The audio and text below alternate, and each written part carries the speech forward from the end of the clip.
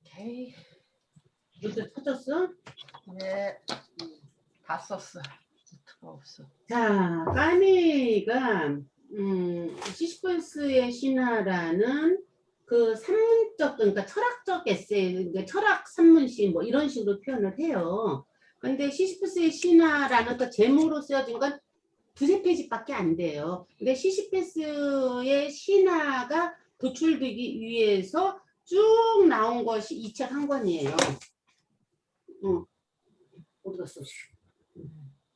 이 책, 여기, 여러분들 시시퍼스의 신화를 사면은 아마 이런 책이 나올 거예요. 그러면 여기에서 시시퍼스의 신화를 쓰게 된 여러 가지 배경과 구주에 대한 것들을 쭉 얘기가 나오면서 소개를 다 하고 결론적으로 그래서 이건 시시퍼스의 신화야 라는 걸로 해서 처음에는 이 책의 제목이 시시퍼스의 신화가 아니라 부조리였었대요. 책을 내기 전에는 부조리라는 제목으로 있다가 그러니까 탈구를 하고 출판을 하는 어느 지점에 가서 얘가 이 제목을 시시퍼스의 신화로 바꿔버린 거예요. 그럴 정도로 이제 시시퍼스의 신화에 대해서 굉장히 그 선착을 해갖고 연구를 한 사람인데 그래봤자 20몇 살에 쓴 거야 이게. 39년이면 26인가 이렇게 되는데 응? 23이라고 여기에 써 있어요. 23부터 그러니까 23부터 시작을 하는 거야. 그러니까 이제 탈구를 1939년에 탈구하고 출판이 된 것이 1940년인가에 출판이 돼. 그런데 그 까미가 시시퍼스의 신화를 쓰게 된 전반적인 계기, 동기 이런 게 있을 거냐. 어쨌든 한마디로 말해서 천재는 천재야. 천재는 천재인데 끊임없이 작가 수첩을 써요. 까미는. 자기가 뭐 소설가가 되겠다는 생각을 처음부터 했던 건 아닌데 워낙 이 생각이 투철하고 그러다 보니까 작가 노트 같은 거를 쓰다가 어느 순간인가 소설을 쓰겠어 이렇게 됐는데 이 시시퍼스의 신은 소설이 아니에요. 까메가 그 노벨 문학상을 받은 게 무엇으로 받았느냐면 이방인으로 받았어요. 이방인으로 받았는데 사실 이방인도 시시퍼스의 신화를 바탕으로 물론 이방인이 먼저 쓰여졌어. 바탕으로 되는 것들이라는 거죠. 그러니까 까미가 47살인가 죽잖아. 교통사고로 느닷없이. 그러니까 전설처럼 사라져버렸잖아. 차 타고 가다가. 그렇게 되기까지의 굉장히 고통을 겪으면서 살아요. 사실은. 까미의 일상을 보면 그래서 그 일상에서 나온 이야기예요. 까미의 그 삶을 여러분들이 유튜브를 이렇게 찾아보면은 언제 기회 되면은 내가 그 올릴까 하다가 조금 보기 힘든 사람들은 지금 질릴 것 같더라고. 너무 길어갖고. 그래서 안 올렸는데 최수철이라는 소설가가 있어요. 최수철이 까미의 이방인과 연결해서 까미의 일생에서부터 하는 그 사부작으로 해놓은 유튜브가 있어요. 까미하고 최수철 치면은 사부작으로 나오는 게 있어. 그러니까 오늘 수업 끝나고 여러분들 기회 될 때 시간 될 때 한번 들어보세요. 그러면 훨씬 더 그게 잘 들릴 거예요. 그러니까 이제 거기에서 자세한 건 여러분들이 듣고 오늘 얘기하는 것들이 아마 많이 반복돼서 나올 텐데 얘기하는 걸 듣고 보는데 까미의 일생 자체가 굉장히 고난의 연속이야. 그러니까 알제리라는 아프리카가 프랑스의 식민지가 되면서 까미의 아버지, 엄마는 스페인 여자야. 까미의 아버지가 돈을 벌러 그 도시로 가는 거야, 알제리로. 알제리로 갔다가 전쟁이 일어나는 바람에 징집이 돼갖고 파리로 갔는, 진짜 파리로 갔는데 거기서 전사를 해. 아빠가 일찌감치 전사를 하고 얘가 폐렴에 걸려. 굉장히 가난한 삶에 사는데 또 이게 폐렴까지 걸려갖고 굉장히 이렇게 고생을 많이 해. 그런데 그런데 그 할머니가 얘를 교육을 안 시키려고 의무교육 초등학교만 시키고 나서 안 시키려고 그런데 그 선생님이 예전에 그런 일이 참 많았어. 그 시골에서는 그 할머니 제가 선생님 담임 선생님이 가정 방문을 해갖고 막 설득을 해. 얘는 공부를 해야지 됩니다. 막 설득을 해갖고 그 조건이 방학 때는 무조건 돈 벌어라. 이런 조건으로 해서 학교를 가겠대. 뭐 이런 식으로 환경이 굉장히 열악한 데다가 몸은 계속 아프지 막 이런데 그러다 보니까 삶에 대한 굉장히 부조리함을 많이 느끼는데 이거는 이제 김하영 선생님이 그러니까 말이 왔다 갔다 하는데 그 김하영 씨는 알베르 까미를 전집을 다 번역한 사람이고 그러니까 그 문장이 참 좋아. 김하영 선생님의 그 번역 문장도 좋고 워낙 글을 잘 써. 잘 써갖고 내가 일부러 김하영 선생님 번역본을 한 건데 김하영 선생님이 이거 전체적으로 정리해서 자기 나름대로 이제 그 시지프스의 신화를 해석한 전체 줄거리를 쭉 놓고 해석한 걸 바탕으로 내가 여러분들한테 얘기할 건데 이걸 그냥 중간중간 읽어주는 게 나을 것 같아. 내가 설명하다 보면 자꾸 딴소리를 많이 해. 그래갖고 이제 내가 이거를 읽어가면서 할게요. 그래갖고 이제 할머니가 뭐 이런 얘기는 여기는 없을 것 같은데 그래갖고 간신히 이제 학교를 다니고 그러다가 얘가 이때는 얘잖아. 응? 얘가 어떤 것에 대한 관심을 갖게 되느냐면 이 부조리에 대한 관심을 갖게 되면서 이 23살 때는 이미 결혼하고 이혼한 상태예요. 21살에 결혼을 한 번 해요. 21살에 결혼을 하는데 결혼을 하는 것은 결혼할 생각이 별로 없었던 사람이야. 결혼에 대해서 부정적이고 안 그렇겠어. 굉장히 반항적이고 자기 몸도 아프고 삶 자체가 고달프고 그러다 보니까 인생이란 뭐야. 존재란 뭐야 이런 걸 갖고 고민을 막 하고 그러다가 이제 그런 것을 막 부정하는데 자기 앞에 누가 나타나냐면은 그 아주 이쁜 여자이기는 하지만 마약 중독자인 거야. 그 여자가 마약 중독자가 왜 영화에서 왜 본 거 같지? 영화 같은 게 있었나? 영화 있을 수 있지. 이게 영화 본거 같지? 마약 중독자인데 그 여자 이름이 시몬이에야. 시몬이인데 여기에서 내가 그거 잠깐만 읽어주면은 두 사람은 결혼을 통해서 정절을 지킬 것을 맹세한 것이 아니었다. 여자는 마약 중독자였다. 까미는 결혼을 통하여 그녀를 치유하고자 했다. 그러니까 까미가 시모니에를 선택한 것은 결혼을 통하여 자기가 이 여자를 치유하겠다는 마음을 먹어. 그런데 까미의 선의는 어디 벽에 부딪히느냐면 같이 바캉스를 갔다가 사서하면서 이 여자가 그 마약 중독자니까 의사가 있을 거 아니야. 그 의사가 불륜을 저지르는 그걸 봐. 그걸 보고 나서 결국 정리를 해. 그래 그런 그 과정에서 정리를 하고 까미도 여자를 굉장히 좋아해. 그래갖고 계속 연애를 하고 그러다가 또다시 결혼도 하고 그러는데 그 과정에서 까미가 선택한 결혼이라는 거. 여러분들 이걸 그 도의적으로 맞다고 생각하세요? 하나씩 짚어가면서 해보자. 어제 신화의 힘에서 읽었기 때문에 아니라고. 그렇지. 왜 아닐까요? 결혼은 뭐라 그랬더라? 결혼은 관계입니다. 관계를 위해서 희생을 해야지 그 개인을 위해서 희생하면 안 됩니다. 라는 얘기를 해. 우리가 결혼을 할 때, 자, 여러분들 결혼을 할 때 여러분들 남편을 어떤 조건으로 선택을 하셨습니까?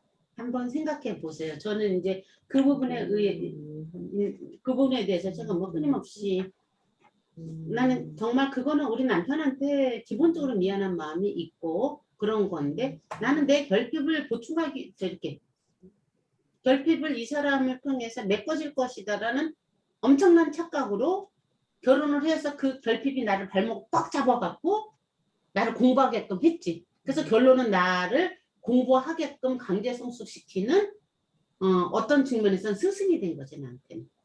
그러니까 그렇게 생각을 하는 건데 일단 결혼 상대로서 선택할 때는 그렇게 선택하면 안 된다는 거야. 근데 여러분들은 결혼을 어떻게 선택했나 잘 생각해 보세요. 그랬을 때 사실 건강한 상태로 결혼에 자기 짝을 찾는 경우 참 드물어. 일반적으로 부모한테 밀려서 하고 너무 어리지 않나요 그때? 그러니까 이게 말이 이렇지 결혼 그래서 인생이란 부조리라는 거야. 아 그래서 부조리라고. 인생이란 이렇게 말은 이래 말은 이러나 실제로 그렇게 사라질 수가 없다는 거야. 엄청난 의미가 있는 게 아니야. 그러니까 그렇게 사라질 수가 없다라는 것을 인식하면서 그 여기에서 우리 까미는 끊임없이 부조리와 까미의 그 소설과 까미 철학의 큰 그 키워드를 흘러가는 게 부조리하고 또 뭐예요 나? 반항이에요 반항. 반항에서 파생돼서 나오는 자유, 실존주의 철학은 이제 자유를 내던져진 존재라고 얘기하는 자유가 나오는 건데 반항과 자유예요. 그래서 결론적으로는 그 반항으로서 인간은 영웅이 될 수 있는 거야 라는 희망을 딱 던져놓고 이 사람은 끊임없이 공황장애부터 시작해서 막 겪다가 끊임없이 시시프스처럼 바위를 구르다가 어느 날 느닷없이 그냥 그 좋은 차에서 다른 사람 하나도 안 죽었는데 이 사람만 못 벗겨서 죽은 거예요. 그거는 자기 명이네. 자기 명인 거야. 그런데 같이 탔던 그때 그 개가 사라졌대. 그러니까 칫솔처리는 자기 해석이지만 이러면서 마지막 얘기를 하는 게 개가 개가 사라졌다고 같이. 개가. 아. 그러니까 이게 뭐냐면 갈리마르 그 출판사의 그 딸인가 손녀인가 되는 사람하고 파리로 가는 도중에 그 차가 어마무시하게 좋은 차래. 어마무시하게 좋은 차라서 그렇게 사고 난다고 해서 죽을 일이 아닌 거야. 그런데 그 4명이 탄 거지. 4명이 타고 그 개가 하나 있었대. 그러니까 여자 2명에다가 그 운전한 그 사람하고 까미가 앞좌석에 앉고 뒤에 여자 2명에다가 이제 그 강아지가 한 마리 있었는데 사고가 났는데 나머지 사람들은 다 괜찮은데 까미만 목이 분질러져서 죽었는데 걔가 사라져 버립니다. 실종이 된 거야. 개 몸을 가지고 간 건가? 그러니까 치수철이가 그렇게 해석한 거야. 이거는 내 해석인데 개를 타고 어쩌면은 까미 영혼이 들어가서 지금도 우주를 떠돌고 있지 않겠어요? 뭐 이런 식의 얘기를 하더라고. 어쨌든 뭐 소설가답게 이제 마무리를 했는데 개가 어떻게 날라갔나 보다. 실종됐대 갑자기 걔가 없어졌고. 위험하니까 나갔지 뭘. 이런 걸 우리가 상상이라고 하고 미순이처럼 위험하니까 나간 걸 갖고 뭐 이렇게 유난들을 떨어라는 걸 사실적 근거라고 하고. 맞아. 위험하니까 나가서 없어진 거야. 근데 거기에다가 이제 상상력을 막 집어넣는 게 이제 소설가들이 하는 짓이고. 그런데 치수철이가 거기서 그 얘기를 해. 나는 정말 까미한테 부러운 게 한 가지가 있다. 까미가 출발을 산문으로 했다는 거다. 산문은 자기 삶을 깊게 들여다봐서 정직하게 표현하지 않으면 안 되는데 소설이라는 것은 아무리 자기 삶을 자전적으로 쓴다 할지라도 플롯을 짜고 이렇게 하다 보면 구성하다 보면 이야기를 만들게 돼 있다. 그렇기 때문에 처음부터 소설로 시작하면 아무리 자전적 이야기를 하더라도 그 투철한 그런 정신이 들어가기가 힘든데 그러니까 진정성에 있어서 자기를 깊게 들여다보는 것이 깊이가 얕아지는데 까미는 출발 자체를 산문으로 철학으로 했기 때문에 이 시시프스의 시나리오를 분석하는 이 과정에서 정말 그런 힘이 생긴 것 같다. 나는 그게 참 부럽다. 소설가로서 자기는 부럽다 이런 얘기를 하더라고. 어쨌든 그 결혼에 대한 이야기가 나와서 그랬는데 실질적으로 까미가 선택한 그런 결혼은 어떻게 보면은 허무에서 나오는 자의식의 표출인 거야. 인간으로서 어떤 영적 그 자존심이지 자의식이지 자존심도 아니고 자의식의 표출로서 마음이 따뜻한 그 기운이 있으니까 그렇게 선택을 한 거야. 선택을 했다가 결국에 가서는 헤어지고 뭐 이러는데 이제 이 시시프스의 신화를 그러고 헤어지고 나서 끊임없이 뭔가를 했으니까 결혼은 결혼이고 사랑은 사랑이고 자기 일은 이거라는 거지. 자기 존재를 규명하고 인간에 대해서 살펴보는 게 나의 일이다. 이건데 이게 23세에 작가 노트에 나오는 거야 이렇게. 이 작가 노트에서 시시프스의 신화를 구성하기 위해서 만들어낸 자기 틀이야. 그러니까 계속 사유를 한다라는 거지. 부조리라는 것은 사실은 명철한 의식을 했을 때 부조리를 인식하고 부조리를 인식했을 때 인간의 모순이라는 거잖아. 인간의 모순이라는 것을 인식을 해서 무엇을 알게 된다? 비극을 알게 된다. 우리 맨날 했던 얘기가 23살의 까미도 똑같은 얘기를 하고 있는 거다. 그런데 내가 볼 때는 23살의 까미가 20몇 살에 이걸 썼기 때문에 글을 이렇게 어렵게 쓴 거야. 사실은 이렇게 어려운 얘기가 아니라 우리가 맨날 하는 얘기를, 그러니까 그리고 나 철학적 사유로 얘기하고 그러니까 이거 그냥 읽으려면 너무 어려워서 못 읽어 진짜로. 막 이렇게 씹어서 읽어야지 되기 때문에 논문 읽듯이 읽어야지 돼. 이거를 그 젊은 시절에 읽고 우리가 안다고 그렇게 껍데기고 그런 거는 까미만큼 천재거나 아니면 허영이거나 둘 중에 하나야. 내가 고백한 건데 대학교 때 제일 좋아하는 애가 얘 까미였었어. 그래서 학교 때 내가 사실은 너무 불문과를 가고 싶었는데 못 가서 국문과를 간 거거든. 그래갖고 내가 그 고대에 일부러 그 저기 뭐야 프랑스어 저기 불문학 그 강독하는 반을 일부러 가가지고 보강하면서 그렇게 좋아했었는데 그때 왜 좋아했냐면 부조리 음악이나 그러니까 부조리라는 그 단어의 그 뭐야 그 낭만적인 그 분위기에 취한 거지. 지금의 내가 이만큼 살아오고 나서 이 부조리라는 이 단어를 대했을 때 이거는 진짜 그때는 이만큼 차이가 나는 거야. 내가 그때 23살, 22살이었는데 진짜 허영으로 까미를 알았어. 근데 우리 교육이 잘못돼서 필독 도서가 너무 잘못 이방인이었지. 내가 맨날 하는 얘기잖아. 왜?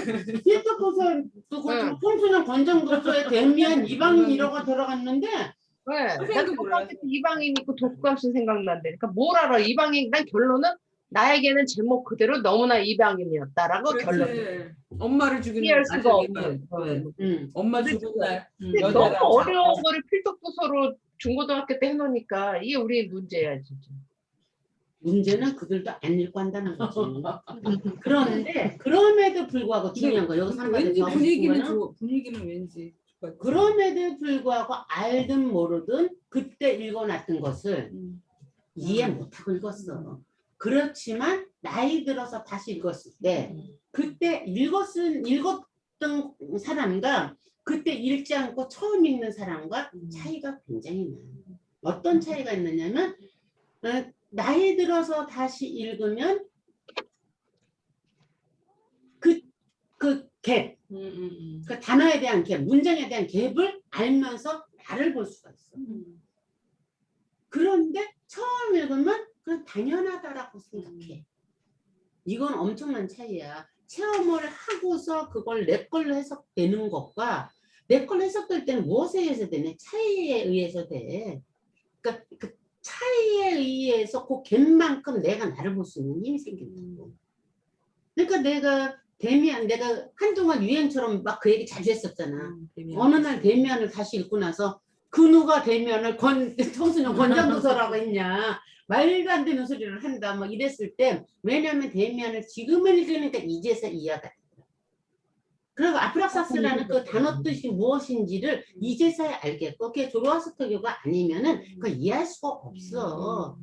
사실 데미안 다 읽었다 그래. 그래서 데미안 갖고 얘기를 조금 하잖아. 솔직히 제대로 얘기하는 사람을 내가 내 주변에서 별로 본 적이 없어.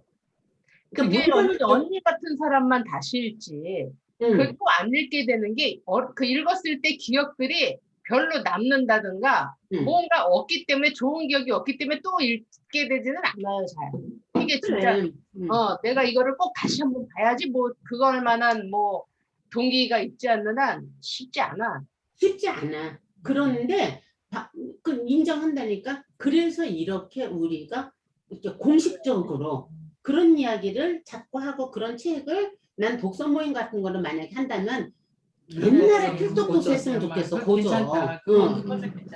그래서 지난번 우리 시타르타도 하고 이랬었잖아. 그러니까 옛날 까라마초포가 형제들 시타르타 이런 것들을 했을 때 그게 다시 하니까 그리고 같이 읽으니까 해석이 달라지면서 그 다른 게 틀린 게 아니다라는 걸 알게 되는 거잖아.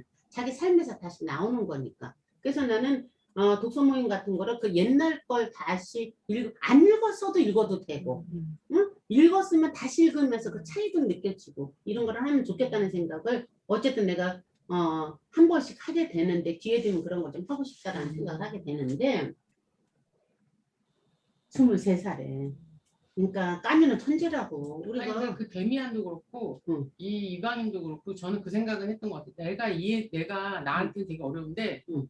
약간 우리가 그 누구야 미켈란젤로나 응. 레오나르도 응. 다빈치를 보면은 응. 까막눈이 봐도 이 사람은 응. 되게 잘하는 것 같아. 응. 그런 느낌을 받았던 것 같아. 응. 데미안이나 이런 걸 읽으면서 응. 나는 잘 모르겠지만 응. 이 사람들은 훌륭한 사람들인 것 같다. 응. 그 생각은 했었던 것 같아. 나는 까라마조프의 형제들을 읽었을 때는 지금 지금 읽고 아마 다시 읽고 느낀 독후감 그거나 별 차이가 없을 것 같아. 아니야, 너무 다르. 아니, 아니요. 어떤 그때 측면에서 넌 어땠어? 까다마지고 읽었을 때? 너무 어려워서 못 읽은 내가 거야. 고등학교 때쯤 읽은 것 같은데, 그러니까 나는 잘 쓰는 사람들은, 그러니까 언니가 이 사람 너무 어렸기 때문에 어렵기 때문에 어렵게 썼다 그러잖아요. 나는 그래서 그 작가를 되게 좋아하는 게 어렵지 않게 이 사람이 말하는 게 뭔지를 우리가 알게끔 써준다는 거예요. 그 괜히 장편이지만. 그래서 난 그 사람이 위대한 작가라고 생각을 해. 도스토옙스키는 20살 때 읽어도 이해가 가. 이방인은 이해가 안 가. 그런데 그건 작가. 다시 말하면 도스토옙스키는 내가 제일 좋아하는 작가가 도스토옙스키였어. 20살 때. 그러니까 까라마조프가 형제들 이런 거는 굉장히 좋아했었는데 중요한 건 20살 때 읽어도 도스토옙스키는 이해가 가고 그 해석이 달라지지는 않아 별로. 다만 그때는 한두 개 알았던 것이 더 풍부하게 다시 읽으면은 더 많이 예전에 나는 이반을 굉장히 좋아했었다고. 이반.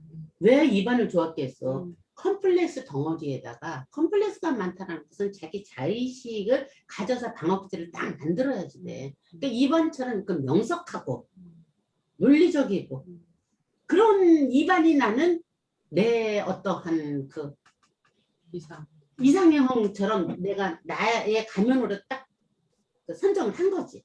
그러니까 이반이 좋았던 거야. 그런데 이번에 다시 읽으면서 보니까 이반은 그래 충분히 그럴 수 있어. 그렇지만 그러면서 이제 그 아버지도 너무 이해를 하겠고 표도로 너무 이해를 하겠는 거야. 그러니까 모두가 이제 그게 와서 다투라고. 그 여자도 그렇고 지금 이름이 갑자기 생각이 안 나는데 그 큰아들 이름이 뭐였지? 드미트리인가? 드미트리. 어쨌든 그런 식으로 다시 보여지는 게 있는데 내가 하고 싶은 얘기는 이방인 같은 경우는 그러니까 도스토옙스키가 미순이가 말한 대로 뭐냐면 제와벌도 그렇잖아 똑같이. 응? 제와벌도 그렇다고. 지하벌 까라마조프의 형제들 이게 전부 이제 도스토옙스키 같은 명저들인데 그들의 것은 읽으면 이건 빨간색이야. 를 알아. 그리고 지금 읽어도 빨간색이야. 근데 빨간색에서 이렇게 우리가 읽혀지는 빨간색 그때는 한두 개가 있었다면 지금은 빨간색이 수많은 빨간색이 바리에이션된 풍부한 빨간색으로 읽혀지는데 모르겠어. 까미 이방인 같은 경우는 나 예전에 읽긴 읽었거든 분명히. 근데 나한테 남는 것은 태양안에서 엄마 죽인 것밖에 생각이 안 나는 거야. 다들 그러지 않아요? 응. 그래서 그게 뭐라고 이제 그러고 이제 약간 반항, 부조리 이런 단어는 이렇게 고저 끌리기는 했지만 거기에 어떤 색깔이나 내가 그거 좋아한다 소리를 할 수가 없는 거야.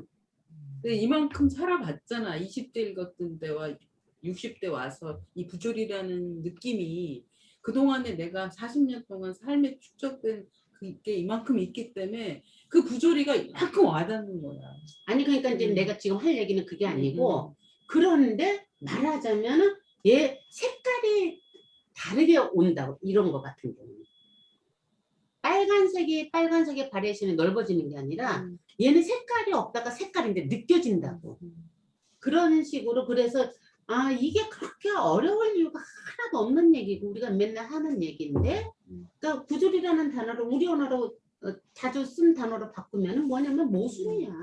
그 모순은 왜 일어날 수가 없어? 그러니까. 음양이 이렇게 꼬리를 물고 돌아가듯이 어떤 경우도 한쪽에만 선과 악의 한쪽만 있을 수는 없는 거지. 이게 같이 섞여 있는 거라는 거잖아. 그걸 인정하고 가자는 거잖아. 그것이 삶의 속성이고 인간의 비극이고 근데 이 비극은 언제 느껴? 의식할 때. 그래서 인간의 조건은 의식이다. 그래서 어른이 되는 것은 의식할 수 있을 때 비로소 어른이 되는 거다. 지금 여기서 얘기하는 게 얘가 23살에 이렇게 이걸 만들어 가면서 26, 7에 탈구하면서 그렇게 풀어낸 것의 포인트는 인간의 영의 여정을 그려놓은 거거든 사실은. 그리고 그러니까 이원론적인 측면에서 말을 하기 때문에 자꾸 신을 부정한 것처럼 얘기를 하지만 인간 영 자체로서 지금 여기에서 내 존재감을 느끼는 것 우리가 지금을 그걸 신성이라고 그래. 지금은 지금은 영성이 그거야. 실존주의 시대만 해도 영성은 그게 아니라 뭐였어? 저 위에 있는 하느님이었단 말이야. 기독교적인 측면에서의 하느님이. 그것에 손을 든 사람이 누구냐면 야스퍼스나 키엘케고르고 그것이 아니다라고 반항한 게 누구냐면 사르트르고 그래서 실존은 본질이 앞선다 이런 얘기를 하면서 본질이 없다라는 식으로 얘기를 아까 그 노마드 여러분들이 끝에서 했어. 실존은 본질을 앞선다. 그 얘기를 그게 하면서 제일 좋았어. 본질이 없다라고 표현했잖아. 그건 노마드가 잘못 표현한 거야. 앞선다. 실존은 본질을 앞선다였을 때 본질을 없다라고 표현한 게 실존주의라고 한다면 본질이 없다라고 규명할 수는 없는 거야. 그게 지금 영성인 거야. 그런데 내가 볼 때 까미는 그것까지 알았다는 거지. 그래서 나중에 그 이방인으로 그 누구야 우리 까미가 노벨상을 받을 때 어떤 것 때문에 까미를 굉장히 신랄하게 그 비판을 하면서 이렇게 딱 갈라서 버린단 말이야. 그런 측면에서 까미는 그 지금 우리가 얘기한 이런 희망을 갖고 쭉 나가는 거거든 사실은. 똑같은 얘기를 하지만 반항 의지와 이런 걸 갖고 얘기를 하지만 지금 말하는 이 영성의 가능성을 갖고 쭉 얘기를 하는 거라면 그 누구야? 사르트르는 거기에서 그건 아니야 라고 얘기를 하는 거거든. 거기에서 길이 갈라지는 거야. 같은 실존이어도. 그럼 근데 같은 실존에서 크게 갈라지는 건 뭐냐면 무신론적 실존주의와 유신론적 실존주의라는 게 있어. 실존주의는 그 실존주의 하면 제일 먼저 대표 문장으로 나오는 게 아까 나왔던 실제는 상황은 실존은 그게 뭐야? 본질을 앞선다. 그리고 그거 나오지만 근데 그게 사르트르의 유명한 말이야. 그런데 그 말이 사르트르로부터 실존주의가 나온 게 아니라 실존주의는 그 전에 실제로는 니체부터 시작을 하는 거라고 보는 거지. 니체에서 연결이 돼서 키엘케고르 나오고 하이데거 나오고 이렇게 되면서 어디야 우리 사르트르에서 까미에서 이런 식으로 쭉 가는데 거기서 다시 갈라져. 그랬을 때 니체가 신은 죽었다고 말했을 때 우리 이 얘기는 많이 했잖아요. 신은 죽었다고 말했을 때 그때 죽은 신은 아폴론적 신인 거지. 그리고 그 다음 문제는 신은 죽었다. 그러나 그 신을 우리가 죽였다야.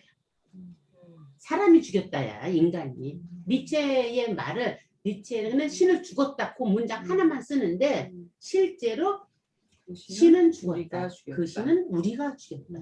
이렇게 하면서 얘기가 쭉 풀어진다는 다음 문장은 안 있는 거지 사람들이. 그래서 니체가 기독교를 부정한 걸로 생각을 하는데 실제로 기독교를 회복시킨 거죠. 어떤 측면에서는. 예수님의 신성성을 인간 예수로서의 신성성을 회복시키는 데 역할을 한 거지. 그런데 이제 철학적이니까 분류를 할 때는 그런 식으로 되니까 우리는 뭐 그건 별로 중요한 건 아닌데 그 맥이 쭉 흐르면서 거기서 이거 딱 잡아서 역시 하나님한테 가야지 돼. 이혼론적 의미야 하나님한테 가야지 돼 라고 하는 것을 유신론적 실존주의라고 얘기합니다.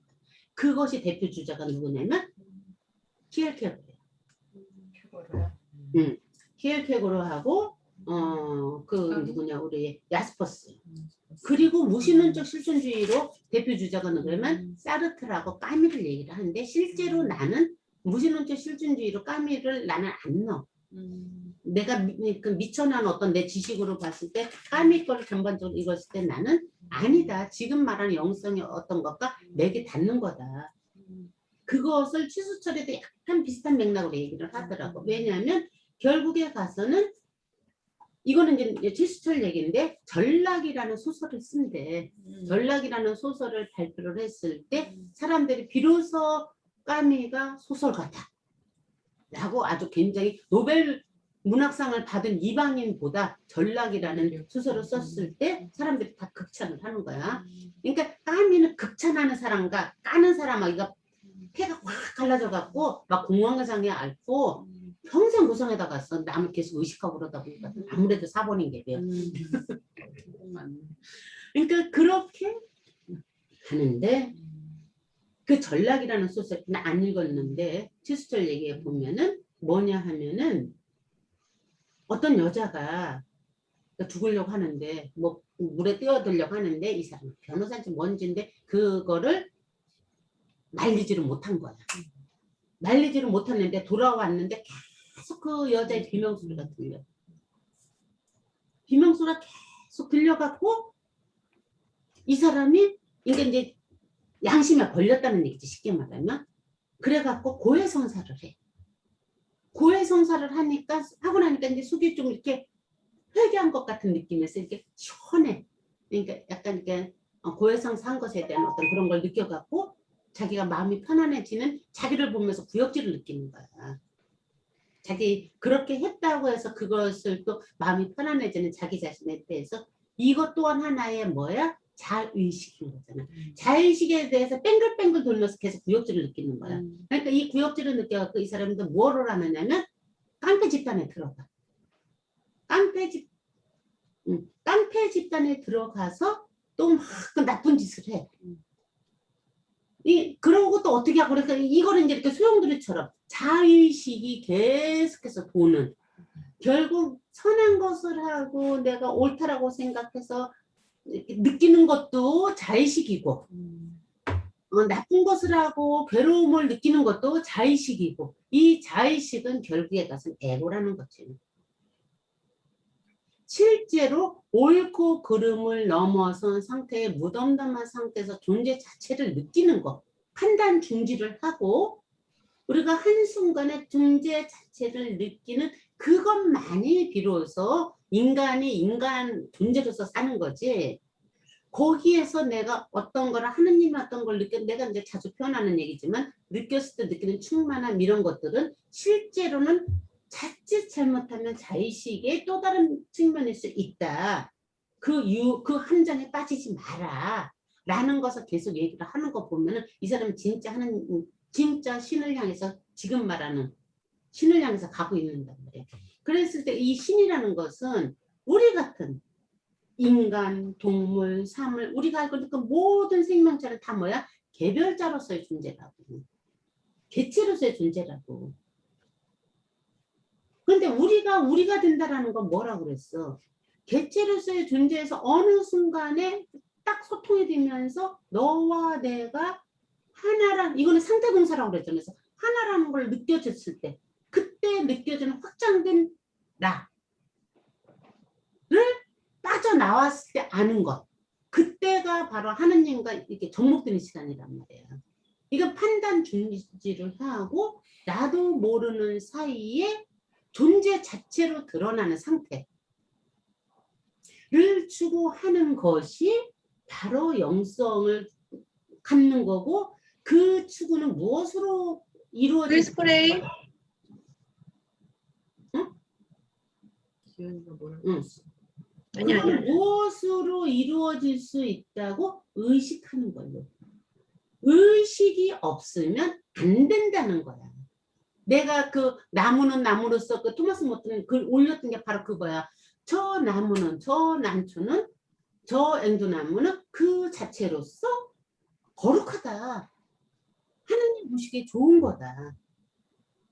그러나 인간은 객체로서 존재하는 걸로는 안 된다. 그것보다 더 추구해야지 되는 게 있다. 왜냐 우리한테 자유가 주어졌고 선택할 힘이 있기 때문에 이 자유가 주어졌다라는 것에 대한 이야기는 실존주의 철학에서 말하는 것과 여기 자유. 하느님의 그 종교적인 영성에서 말하는 하느님은 우리한테 자유가 줬던 성경책에 나오는 그것과 단어는 같은 단어야. 느낌이 안 된다. 근데 해석이 다른 거야. 어떻게 달라? 지금 까미는 난 그걸 향해서 가고 있다고 생각하는 건데 영성, 묵상을 통해서 명상을 통해서 순간적으로 내가 판단 중지가 되고 존재 자체로 살아있다는 거 느껴지는 그것은 의식에 의해서 이루어지는 거고 그것이 바로 하느님과 만나는 것이다라고 얘기하는 그 자유는 일단 의식을 하면 인간의 유한성이라는 것을 알아차리는 거기 때문에 뭐다? 비극적 존재라는 걸 느낀다. 유한한 존재라는 것을 알기 때문에 우리는 비극적 존재라는 걸 느낀다. 이 비극적 존재를 벗어나는 건 결국 우리가 하나라는 걸 자꾸 인지하는 거다. 그것을 기독교인들은 어떻게 한다고? 위에 있는 그 절대자, 개체가 아닌 보편 개념으로서의 하느님이라고 생각하는 어떤 인간보다 특별한 의미의 특별한 존재 개체의 하느님이 아니라 이 모두를 포함한 보편 개념으로서의 하느님의 그 우주의 기운에 섭리해서 우리가 같이 움직여지는 거다. 라고 느끼는 게 이제 기독교 사상에서 하나님의 은총 속에서 우리가 움직여진다고 얘기하는 거고 불교에서 이거 스스로 해야지 된다고 말을 하는 거고 실존주의인 사르트르는 걔 부르끼는 소리 하지 마. 그거 다 필요 없어. 그냥 우리는 내 던져진 존재야. 자유로 선고받은 사람들이야. 응? 자유라는 것은 굉장히 안 좋은 거야. 이걸 쟤네들은 나무나 얘네들은 못 느끼는데 인간은 정말 재수 옴부터 갖고 그걸 자꾸 느낀단 말이야. 그러면서 반항하는 게 이제 무신론적 실존주의인 거야. 그게 2차 세계대전이나 그 시대적인 상황도 있어요. 그래서 실존주의가 나는. 자기가 어떻게 할 수 없는 그것은 지금 말한 거 여기서 설명을 그렇게 하지만 역사적인 것으로 역사적인 것 때문에 그게 실존주의가 드러나기는 했으나 그 실존주의는 그 역사적인 상황 일어나기 이전에 인간이 태어난 이상 존재를 인지하는 그 순간부터 존재하고 있었던 것이 자기가 말하는 역사적, 그러니까 여기에서 그 노마드가 설명을 하잖아. 역사적 상황에 의해서 보편 개념처럼 드러나진 거다. 그때 생긴 게 아니라는 거야. 니체는 1, 2차 세계대전을 겪지 않은 사람이야. 까뮤도 1차 대전이 19년이니까 뭐 애기 때고 2차 대전 이전에 지금 36년에 책을 냈거든요. 1, 2차 대전과 상관없어 까뮤도. 아니 근데 얘는 그것을 영향을 받지. 그 전체가 이루어지는 나왔을 때는 상관이 없다. 그렇지. 그런데 그 당시에는 1, 2차 세계대전보다도 어떤 것에 더 그 당시에는 계속 전쟁이 일어나잖아. 아버지도 전쟁에서 죽고. 그러니까 그러한 인간의 부조리, 합리적인 것이 이것을 극복해낼 것이다. 라는 유토피아적인 생각을 일반인들은 너무나 당연히 그렇게 지금도 그러잖아. 갖고 있는데 아니야. 이게 예술가들이나 이게 철학자들이나 이게 예민한 사람들은 그거 아니야. 라는 거 알아차리는 사람들이잖아. 그러니까 그런데 그게 시대적 상황과 이렇게 딱 맞물렸을 때 일반인들도 보편어라 받아들일 때가 뭐가 되는 거야? 유행이 되는 거야. 그게 됐을 때가 뭐가 되는 거야? 시대적 이데올로기가 되는 거야. 그러니까 그러니까 경숙이가 말했던 그 부분은 그게 시대적 이데올로기가 될 수 있는 여건이었지 그것 때문에 이런 사장이 일어난 건 아니라는 거야. 우리가 이 부분을 그 어떤 미술사 얘기할 때도 이런 얘기는 많이 나와. 우리는 무엇으로 보고 있는 시대적 상황을 인지는 해야지 되지만 인간의 본래적인 속성을 공부하는 거기 때문에 왜 그 시대에 피어났나를 설명할 때는 그렇게 말하는 게 맞아. 이거를 좀 분별을 했으면 좋겠다는 생각에서 보충을 해준 거고, 그러한 상황에서 젊은 시절부터 이 친구는 이 명철한 의식이 생긴 거예요. 자, 의식이 이거 금방 증명되네. 의식이 인간의 비극적 존재라는 것을 명확하게 말한 사람이 누구야? 아리스토텔레스. 그리스 시대의 아리스토텔레스가 의식이 인간의 유한성을 느끼게끔 한다. 그래서 그리스 비극이라는 게 됩니다. 그래서 사람들은 그리스 비극을 통해서 무엇을 느껴? 카타르시스를 느낀다. 카타르시스를 느끼면서 다시 카타르시스를 느끼면서 이렇게 정화되면서 다시 일상으로 복귀하는 거고. 그랬던 거죠. 그치? 그러니까 그 의식을, 그런데 일반인들은 끊임없이 생각을 못하고 그냥 끌려간다. 이거를 우리들이 계속해서 또 자주 썼던 언어가 뭐야? 주체적 사고방식과 종속적 사고. 내가 지금 주체적으로 생각해서 세상을 바라보냐, 세상에서 만들어진 옳다라고 생각하는 것에 내가 이끌리면서 그 속에 합류하고 있냐, 이거 끊임없이 우리가 체크해야지 된다. 이거 체크하지 않으면 나도 모르는 사이에 우리는 그러니까 노예가 되는 거다. 이거를 갖다가 까미가 어떻게 얘기를 하느냐면, 이 얘기를 내가 잠깐 설명을 해주면, 잠깐만, 굉장히 중요한 얘기예요. 그래갖고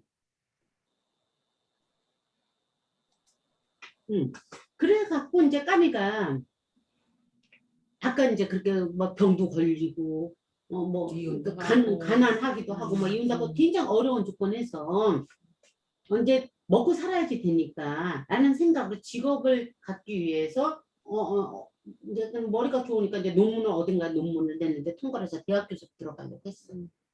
대학 교수로 들어가려고 했는데 거기에서 떨어져. 어쨌든 대학 교수로서 떨어진 게 아마 이 사람이 폐결핵 때문에 신체 검사에서 떨어져 버리는 거야. 신체 검사에서 떨어지니까 얼마나 낭망을 하겠어. 실력에서 떨어지는 게 아니라 신체 검사에서 떨어졌는데 또 어딘가에다가 이게 1937년에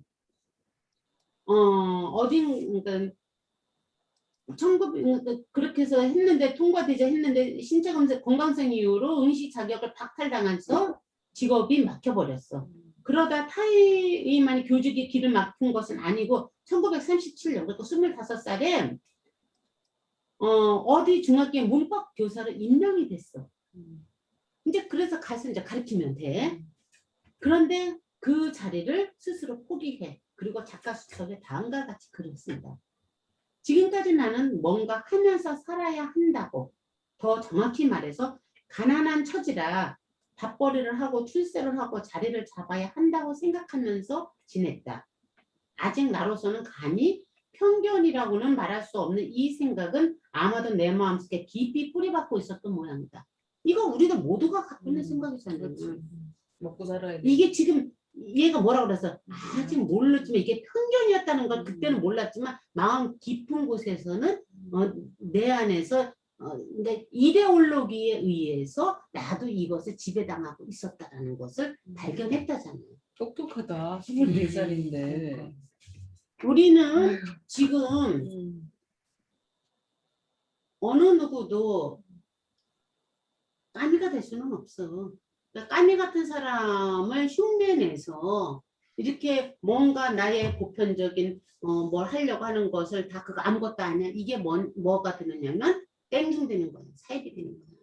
원유 흉내내서 왜 약간 원유 말 이렇게 갖다가 자기가 마치 그렇다고 착각을 해갖고 여자 끼고 놀고 술 마시고 이건 자유인 거야. 이렇게 하는 그 땡중들 있잖아. 그러니까 이 얼치기들이 여기에서 이런 말만 잡고 직장 아무것도 아니야. 뭐 이런 거 아니야. 이런 식으로 하면서 쳐버린다고. 그리고 눈편되는 거야. 그런 경우 굉장히 많기 때문에 이 위험성을 충분히 인지를 한 다음에 그러나 이 말은 정답이라는 거지.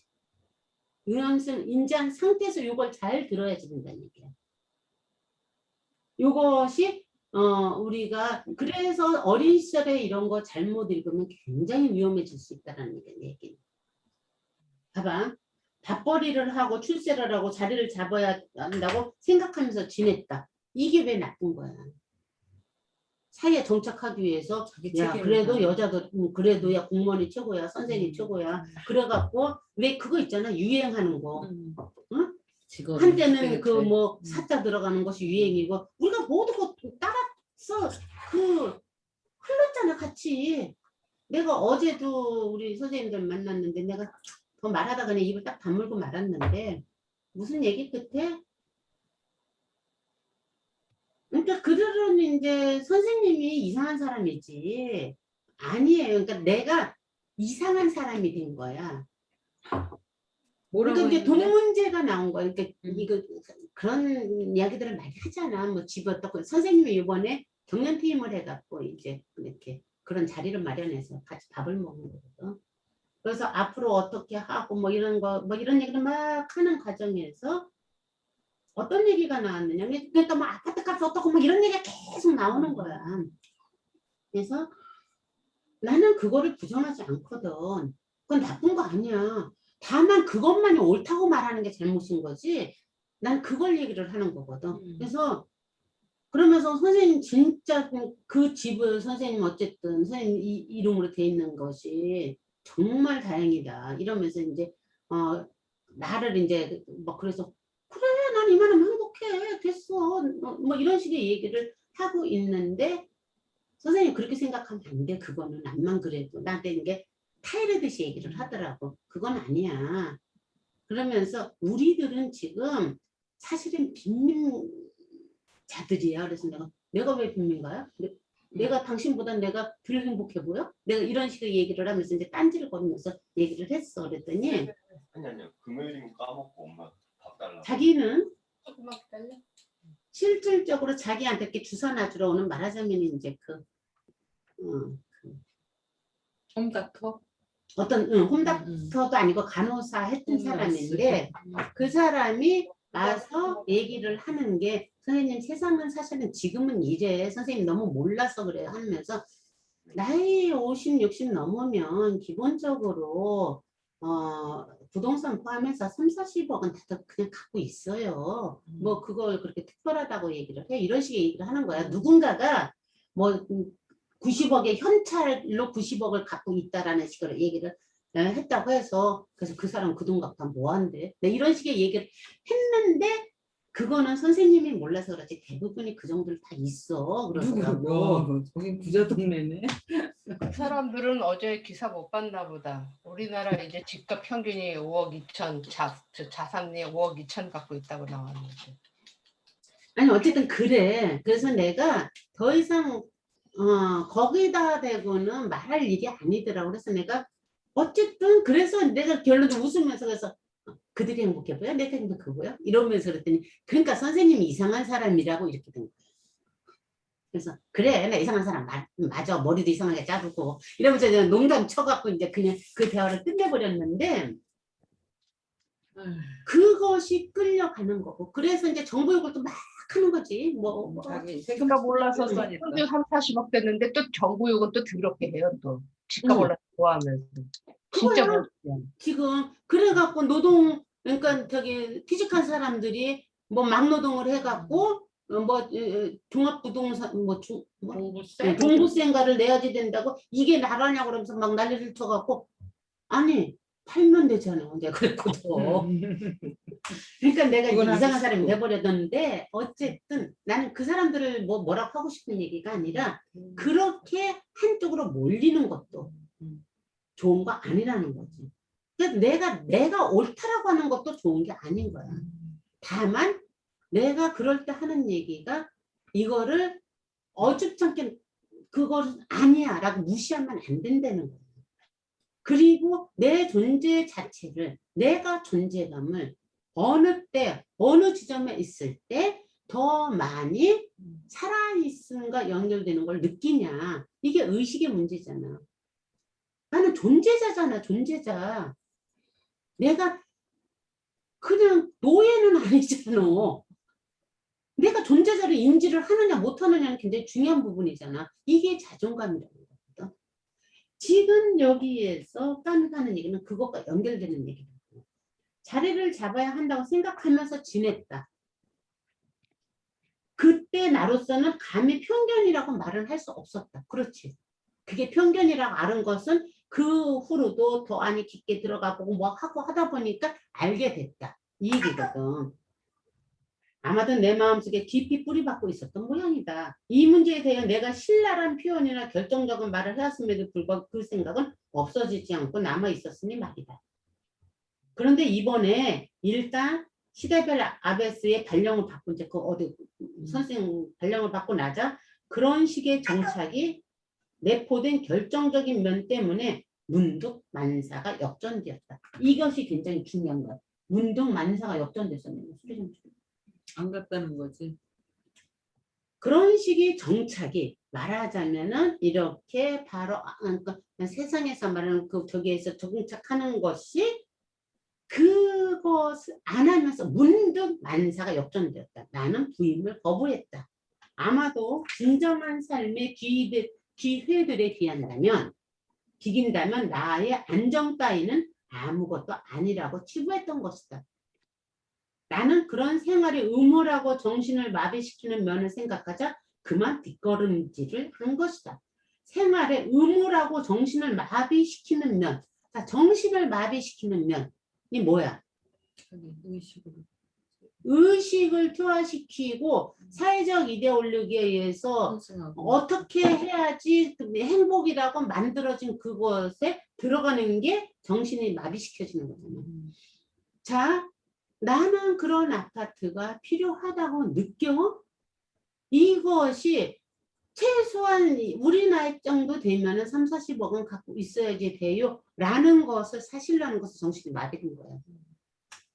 그런데 나는 이러이러한 이유 때문에 이렇게 해야지 나는 그걸 느끼겠어? 하고서 그걸 향해서 투철한 자기 의지에 의해서 앞을 치고 나가는 사람은 이 사람이 불행한 열악한 그 환경을 선택한 것하고 똑같은 조건으로 좋은 환경을 선택한 거야.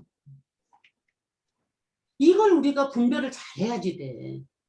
잘못하면 자꾸 이건 나쁜 거야. 이게 좋은 거야. 이렇게 자꾸 판단을 이원론적으로 하게 된다. 어떤 것을 판단할 때 내가 이쪽 편에 편승을 한다 할지라도 분별을 해서 저거는 이데올로기에 노예가 돼서 흘러가고 있는 판단이구나. 자기의 의지에 의해서 판단된 건데 나하고 반대편 것을 판단을 한 거구나. 선택을 한 거구나는 분별할 수 있어야지 된다. 모든 것에 있어서. 그렇죠. 이게 주체적 사유로 사는 방식이야. 이거를 이렇게 말을 하니까 굉장히 어려운데 내 일상에서 이렇게 바로 갖다 집어서 넣고 이렇게 대조를 해보면 금방 나와 이 답이. 이제 우리 그 까미가 자기 일상을 딱 집어넣으니까 요 단어가 훨씬 더 쉽게 나오잖아. 그 다음에 이제 또 어려워져 말이. 계속 어려워지기는 하는데 결국 이거라는 거지. 자, 여기 좀만 더 읽어볼게요. 이처럼 직업의 선택이라는 문제는 지금까지 살아온 삶의 의미와 목표에 대한 근원적 반성의 계기가 됩니다. 역전되다, 뒷걸음질을 한다 같은 표현은 부조리의 각성이 보여주는 방향선의 전형이다. 있잖아, 어제 내가 본 영화가 제목 또 잃어버렸는데 메타버스 영화야. 2018년에 나온 건데 뭐라고 그럴까 제목이? 뒤로 가는 거야. 모르겠어. 색깔이 안 나. 저기하다. 어제 본 영화 제목? 기억이 안 나. 메타박스가 뭐야? 메가박스 아니야? 메타버스는 메타버스? 메타와 네, 유니버스. 혹시 에어플레이어 아니 그거 아니에요? 레디 플레이어 원. 레디 플레이어 원. 맞지? 레디 플레이 원. 너 봤냐? 봤어요. 근데 재미없어. 역시 영화 선생님. 영화 야, 선생님. 그치. 별로 재미없지. 별로 재미없어. 애들은 그걸 너무 좋아해. 그러니까 이게 게임이니까.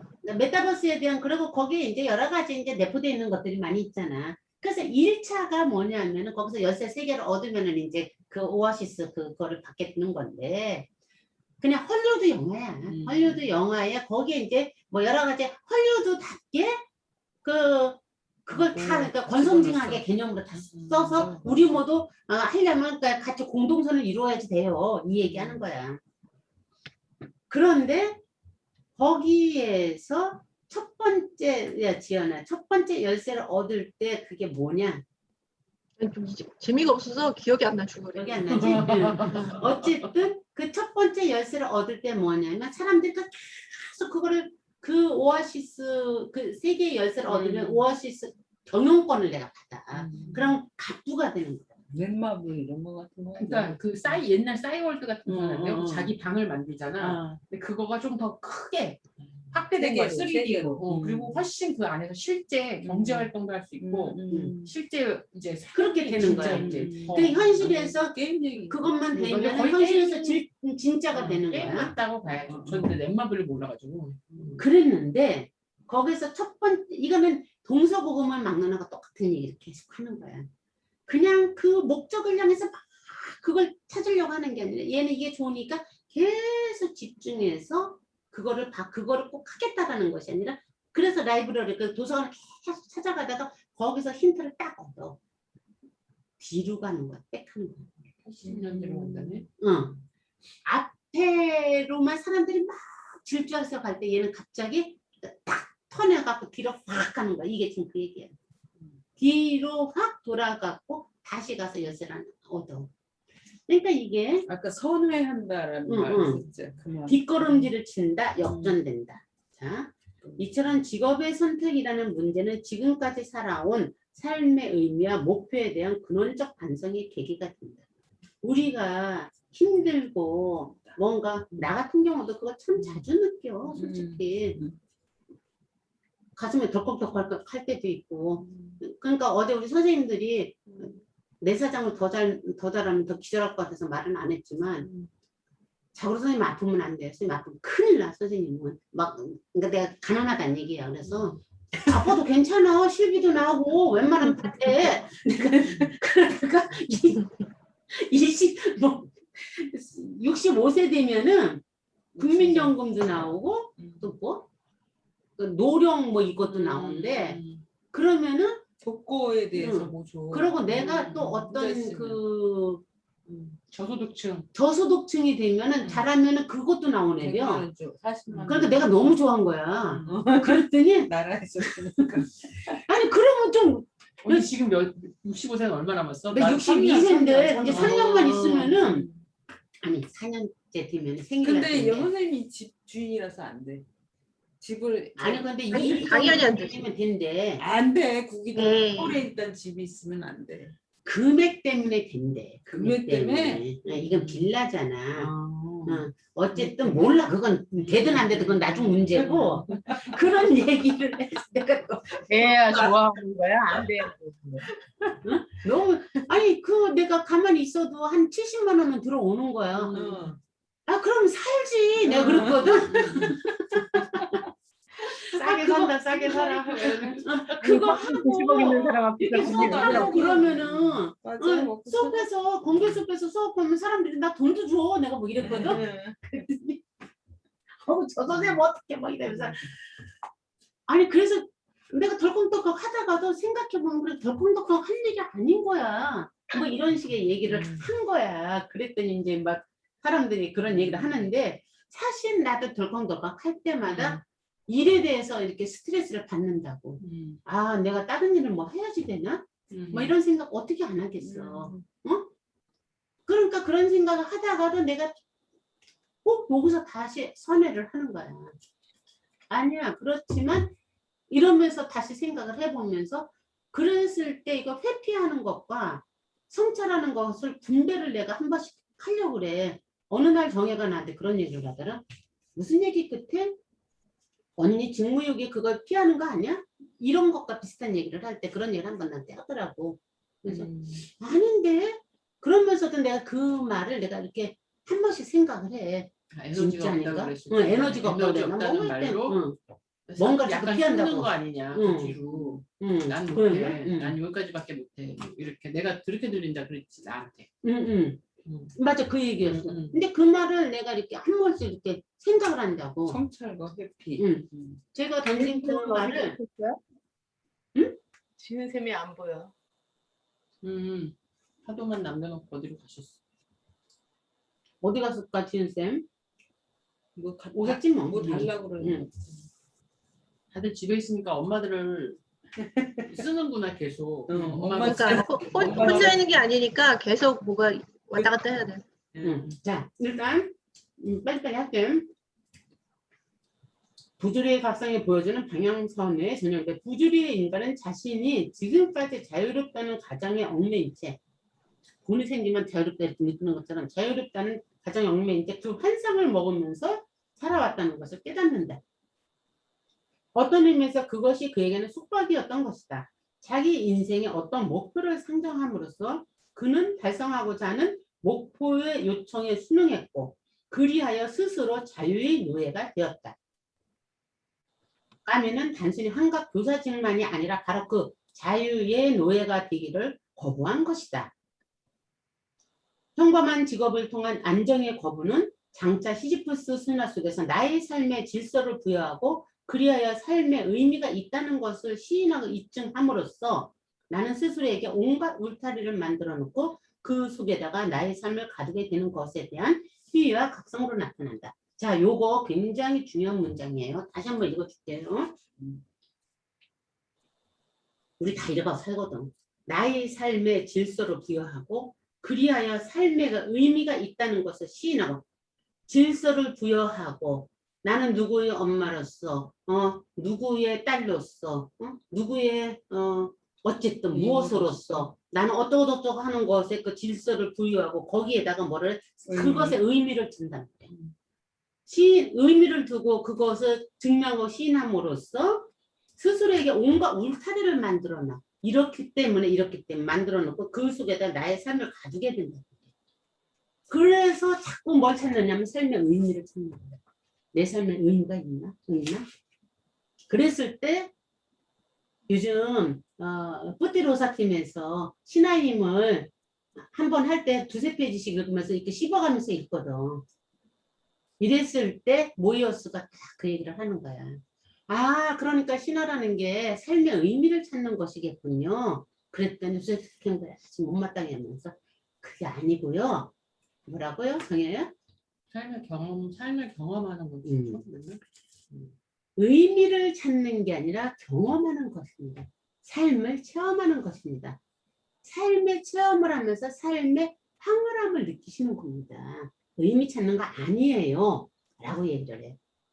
내가 살아있다라는 것을 삶이 아니라 살아있다는 것을 경험하는 거다. 체험하는 거다. 신화 공부를 하는 우리가 신화를 알아야 되는 것은 신화를 통해서 내 삶의 의미를 찾는 게 아니라 내가 살아있음을 경험하는 겁니다. 살아있음을 경험하고 그걸 체험하는 과정에서 움직여지는 것에 대한 황홀감을 느끼는 겁니다. 이랬을 때 삶과 죽음을 넘나들 수 있는 겁니다. 이 얘기를 하는 거예요. 여기에서도 똑같은 얘기를 하는 거예요. 그러니까 삶의 의미와 살아있음의 경험은 엄청난 차이가 있다는 거예요. 우리가 무언가에 이렇게 환희심도 느끼고 막 좋을 때 아싸 이러고 느낄 때 뭔가를 성취했을 때 의미를 느낄 때 아싸도 많이 하잖아. 이것과 아싸 소리는 안 나지만 그냥 이렇게 살아있음을 느끼는 것과 엄청난 차이가 있는 거라는 거예요. 그래서 예수님께서 천국에 들어가려면 어린아이처럼 되어야지 했을 때 어린이가 아니라 아이처럼 된다는 얘기는 그냥 그 자체로 살아있음을 경험하면서 사라지는 것. 자연스럽게 흘러가는 것이 바로 천국에 들어가는 천국의 열쇠야. 자꾸 거기다 의미를 부여하려고 하지 마. 의미를 부여할 때 자기 자유에 갇히게 되는 거야를 정확하게 까미는 얘기하고 있는 거죠. 여기에서. 나 그 말 생각나. 천국에 들어갈 때 아이와 같은 마음을 가져라라고 하는 거는 어떤 여러 종목에서 어린아이가 확률적으로 어른을 이길 수 있는 게임이 바둑이래요. 바둑.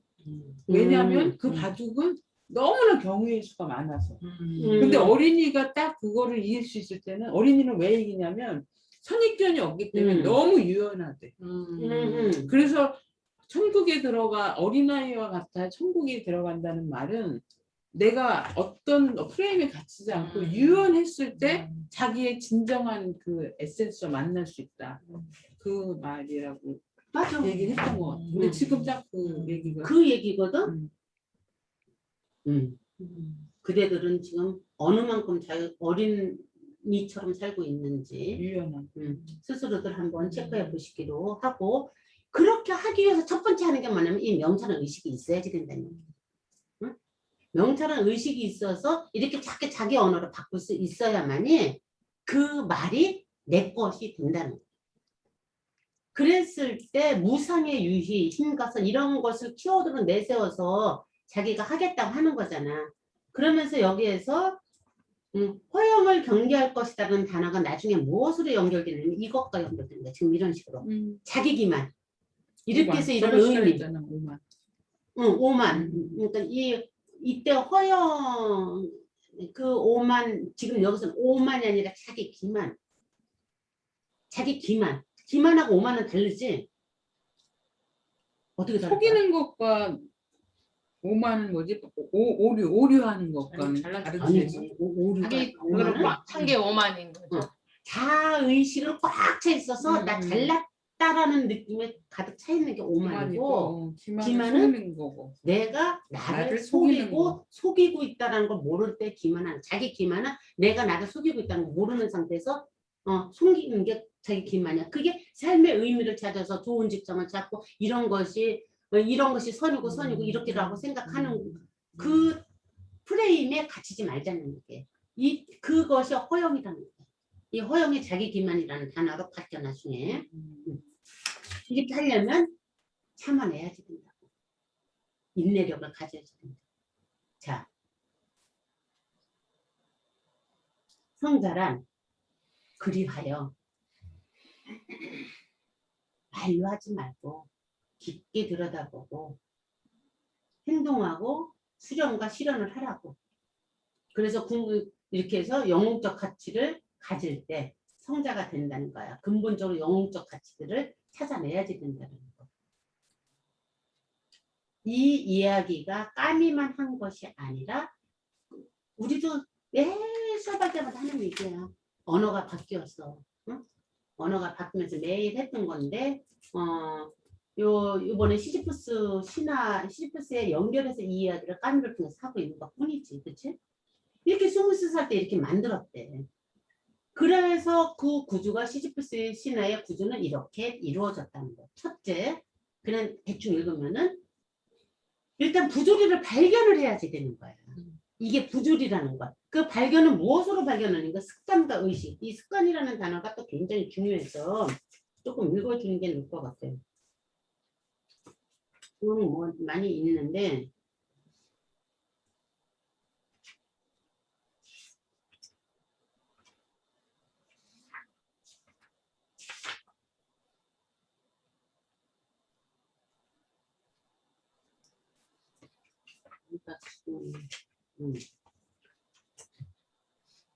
자, 이제 이게 시지프스의 신화 마지막 페이지를 이제 조금 이따 읽어줄 건데 거기에도 이따 나와 있게.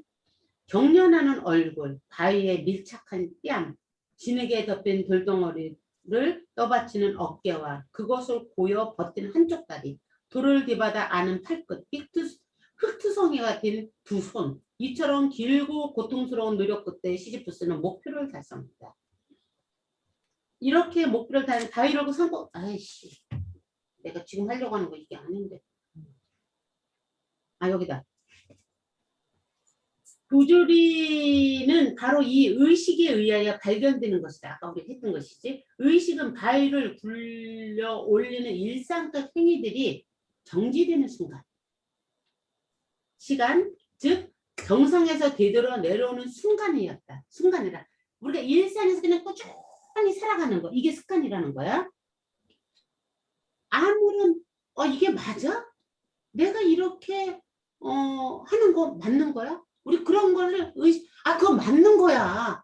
인간이란 그래야지. 사람이라면 다 언니가 돼갖고 그래야지. 이렇게 우리가 말하는 거.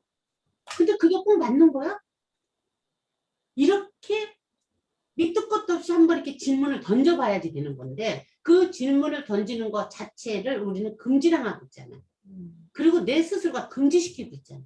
세뇌당하다 보니까 그거를 하는 것은 뭐가 돼? 그걸 갖다가 불경죄 비슷한 거잖아. 그치? 그런 식으로 되는 거야. 그러니까 그런데 이렇게 쭉 가다가 어느 순간인가 뒤돌아서게 된다는 얘기지. 아까 봤던 거. 이게 뭐야? 아주 삶에서 그냥 쭉 흐르다가 느닷없이 갑자기 뭔가 브레이크를 딱 거는 거 뭔가 나타나는 거.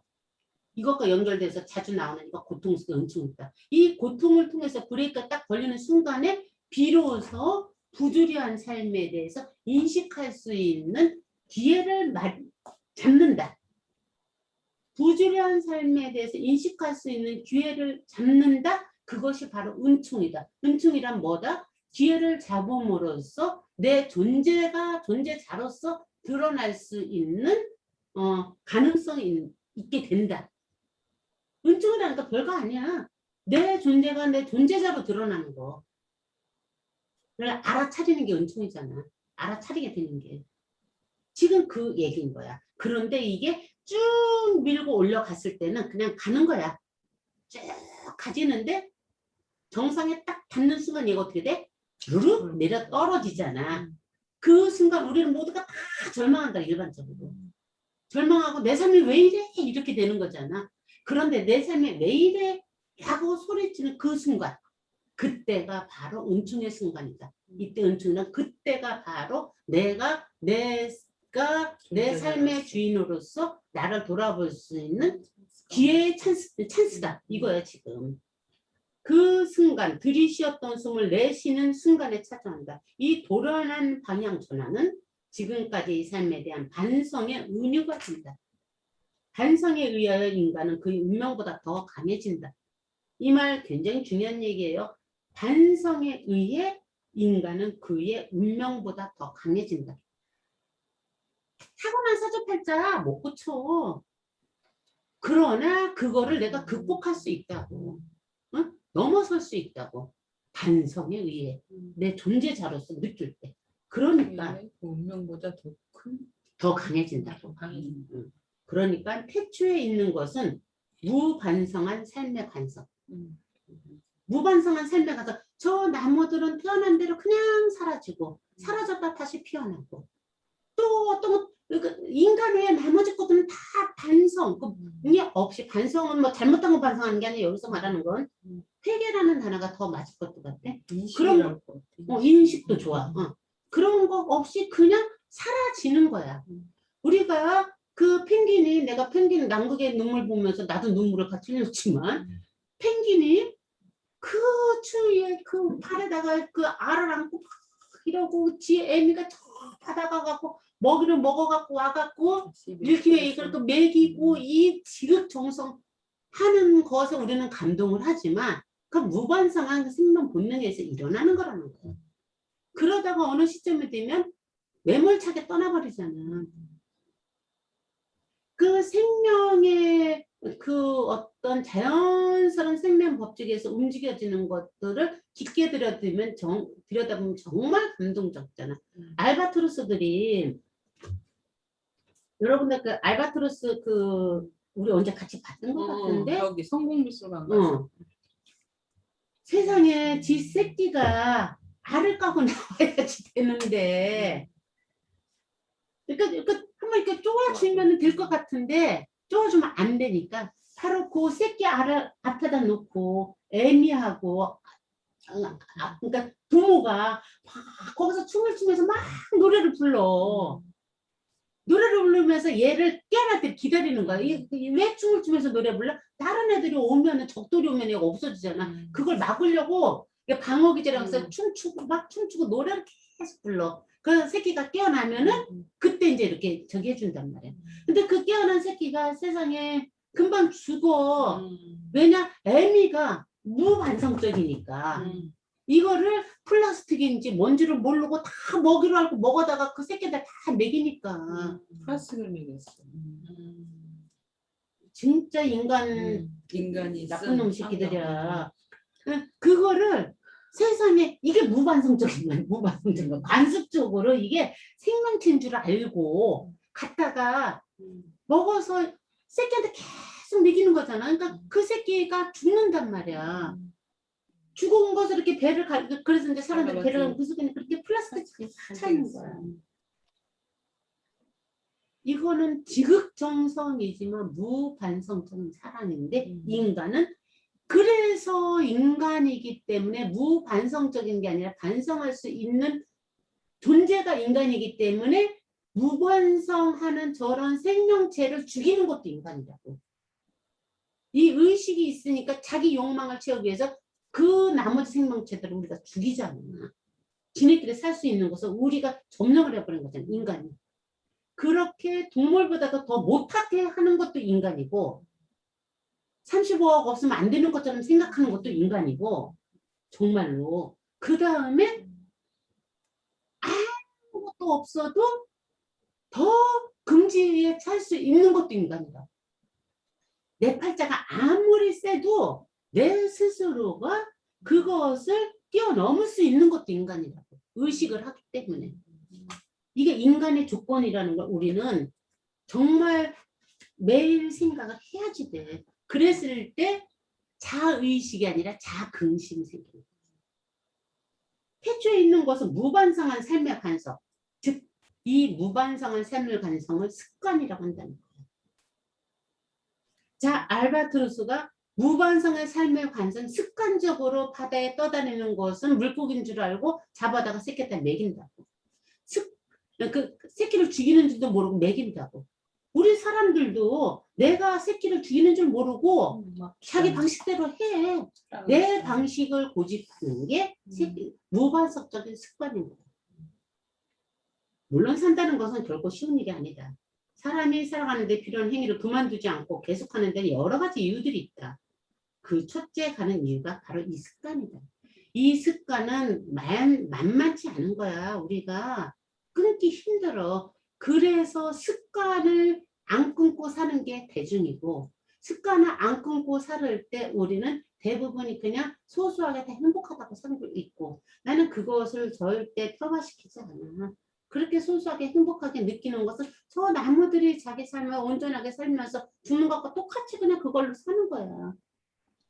그래서 헤르만 헤세가 저기저기 돌아다니는 사람들이 다 사람이라고 생각하니 아니야 라고 했던 거라고. 쟤는 개고 쟤는 뱀이고 쟤는 뭐고 쟤는 나무고 사람 별로 없어. 이거는 절대 사람을 폄하하는 게 아니고 이 의식으로 깨어난 사람이 별로 없다라는 말이잖아요. 의식으로 깨어났을 때 뭐가 돼? 비로소 비극적 존재라는 거 인지를 하고 인지를 하면서 받아들인다고. 한계를. 내 존재의 한계 자체를 내 삶의 조건값을 그냥 받아들이는 거예요. 그랬을 때 비로소 뭐가 된다? 어른이 되는 거예요. 어른이 되는 건 그때 어른이 되는 거예요. 그래서 실제 어른이 많지 않다는 거죠. 지금 여기에서 그 얘기를 계속 하는 거예요. 습관. 그래서 습관은 죽음이 찾아오는 날까지 무한정으로 계속될 수도 있다. 대부분의 삶은 습관이 죽음이 찾아오는 날까지 무한정으로 계속되지. 다만 어느 날 문득 왜? 라는 의문이 솟아오르고 놀라움에 동반된 권태의 느낌 속에서 모든 일이 시작된다. 시작된다는 말은 중요하다.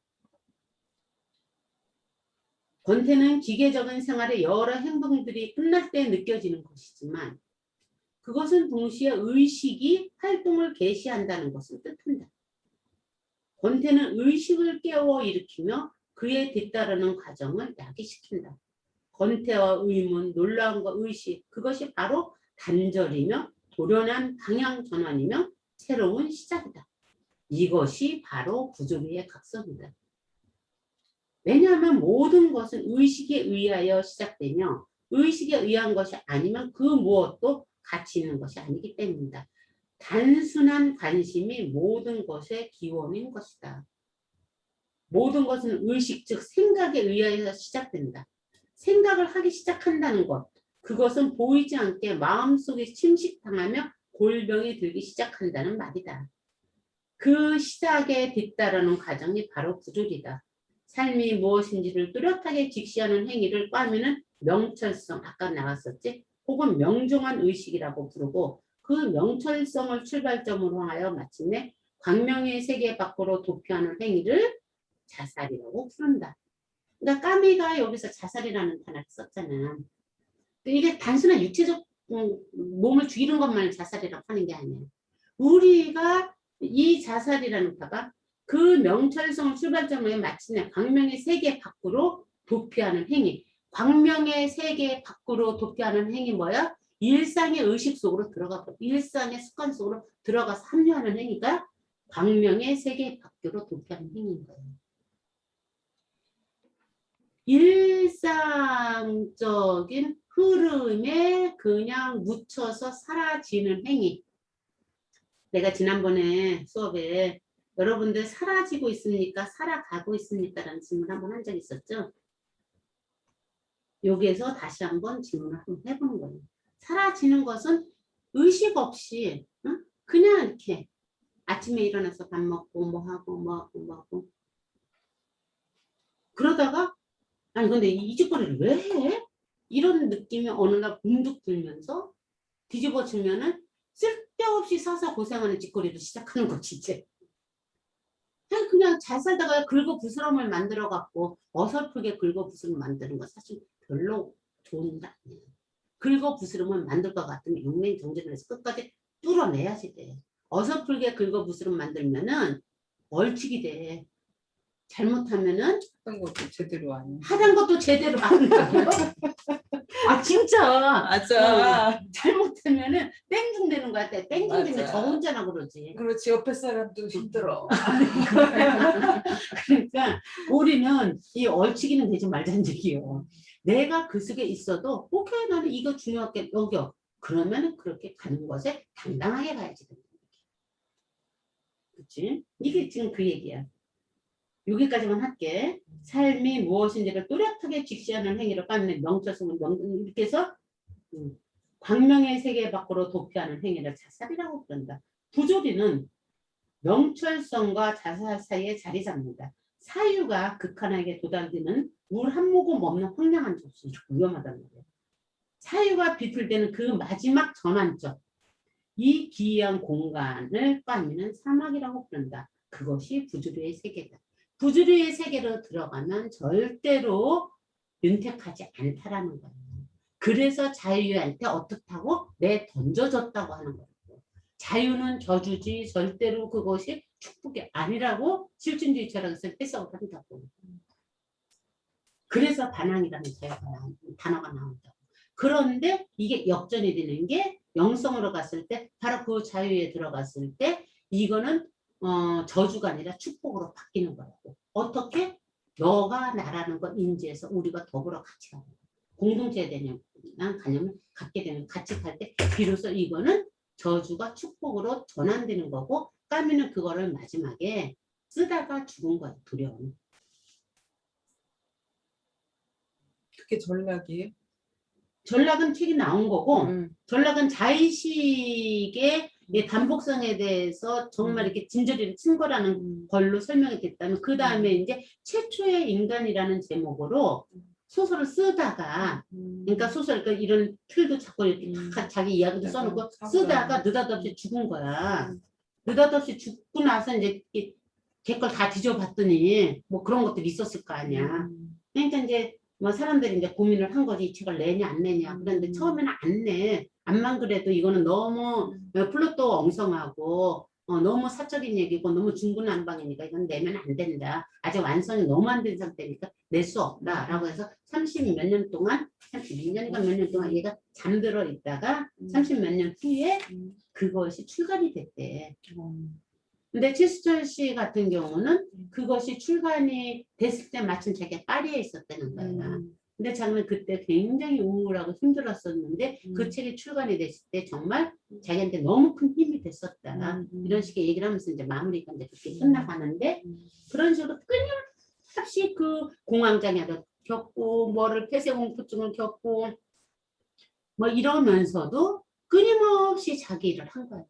이거를 우리 박경현 선생님은 예전에 에세이에서 내가 20대 30대 때 진짜 이렇게 이정표처럼 딱 표태처럼 들고서 이렇게 지팡이처럼 같은 표태가 아니라 지팡이처럼 들고 있었던 문장인데 지치고 낮아빠지는 한이 있어도 인생은 추구하는 것 이라는 문장을 썼어. 누가? 박경민 선생님이.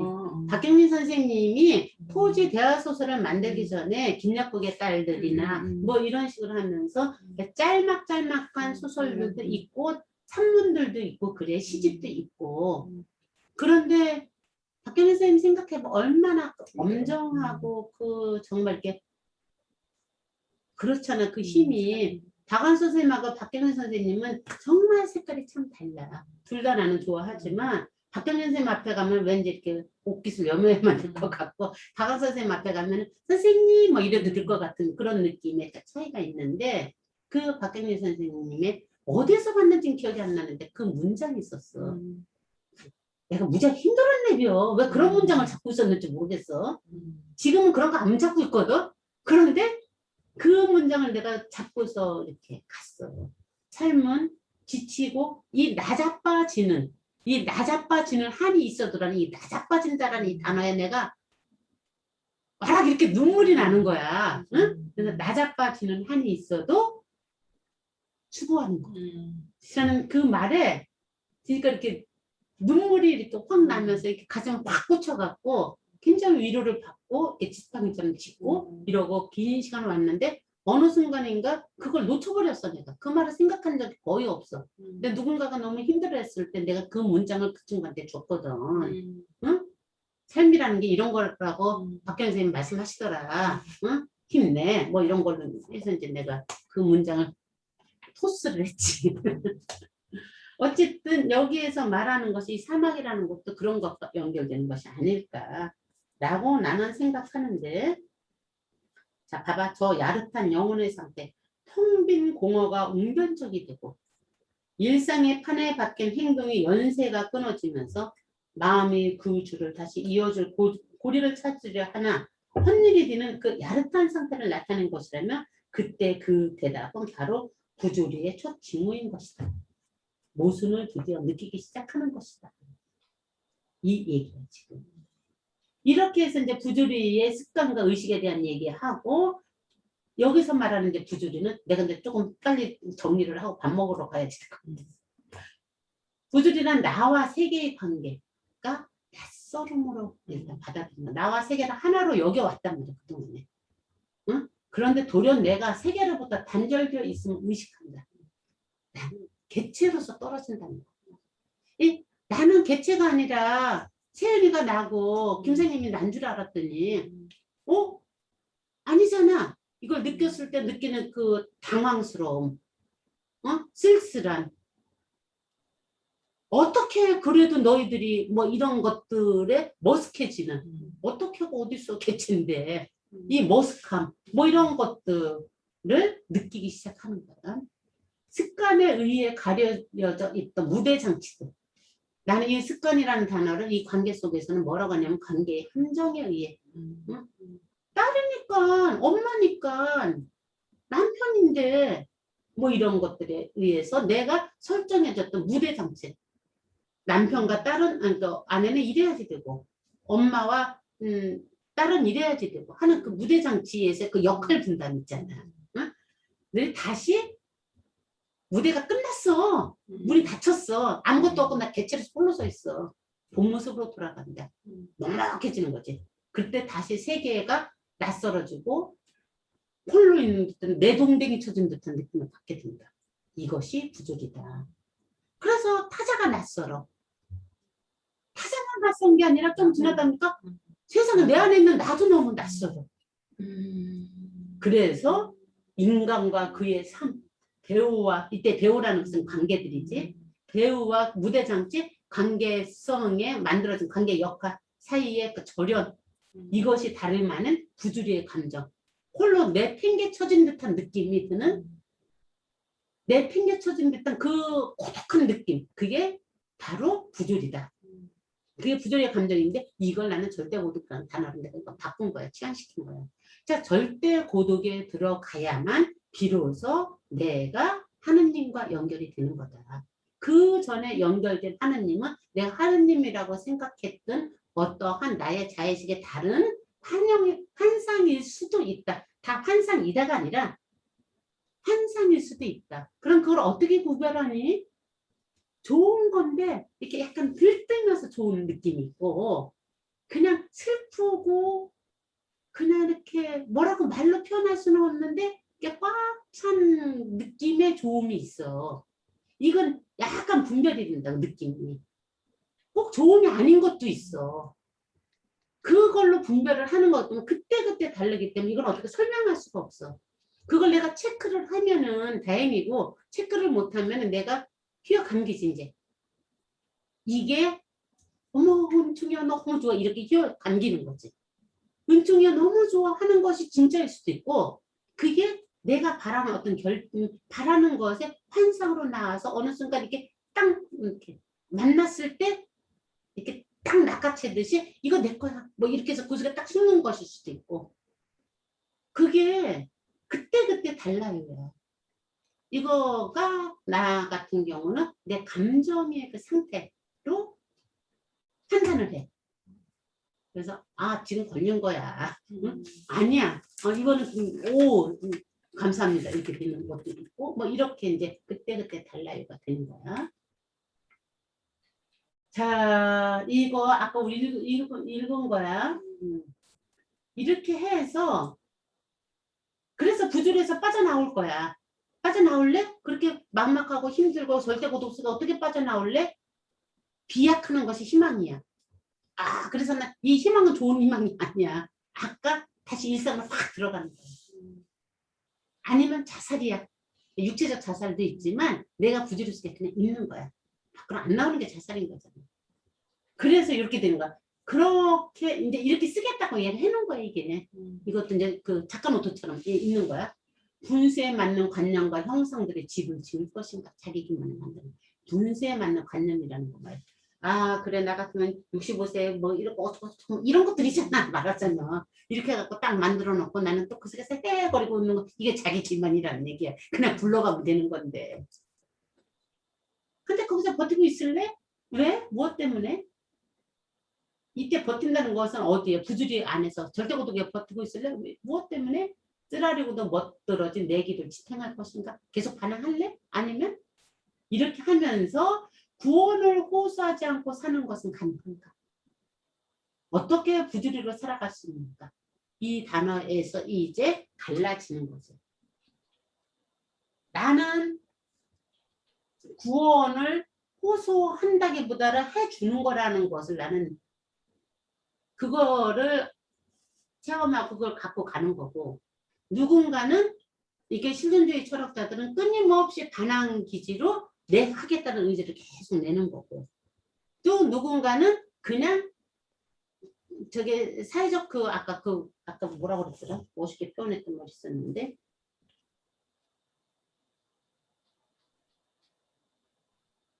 뭐였지? 왜 멋있게 말했던 거 있었잖아. 약간 실존은 본질을 앞선다? 아니 그거 말고 어쨌든 이렇게 반짝반짝거리고 맞다라고 생각하는 그 사회 속으로 확 들어가 버리는 거. 뭐 이런 걸로 갈 것인지. 일상의 의식에 합류하는 거. 일생의 의식에 합류해서 그 속에서 이렇게 환하게 만들어지는 것에 감사하면서 갈 것인지. 나는 그건 나쁘지 않다고 생각해. 깊이고. 근데 그 속에 있는 게 어떤 측면에서 진짜 겸손일 수가 있어요. 이때 그 속에 이때 이렇게 한 번씩 성찰하면서 있어야지 비로소 3단계로 들어간다는 거예요. 그거 대부분이 알면서도 자기 기만인지 뭔지 다 알면서도 안 그러면 사는 게 너무 재미없으니까 다 그러고 살지 않나?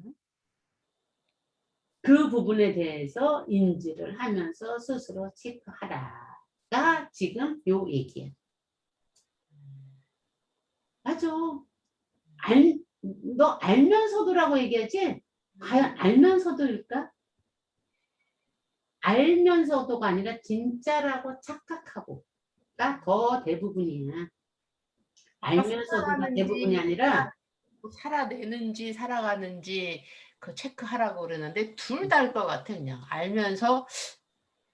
근데 그게 알면서인지 아니면 진짜라고 착각하고 가고 있는 그걸 진짜라고 착각해서 비참해하고 진짜라고 착각해서 내 환경이 비참하고 진짜라고 착각해서 내가 잘났다는 휴브리스에 빠지고 이런 경우의 사람들이 더 많아.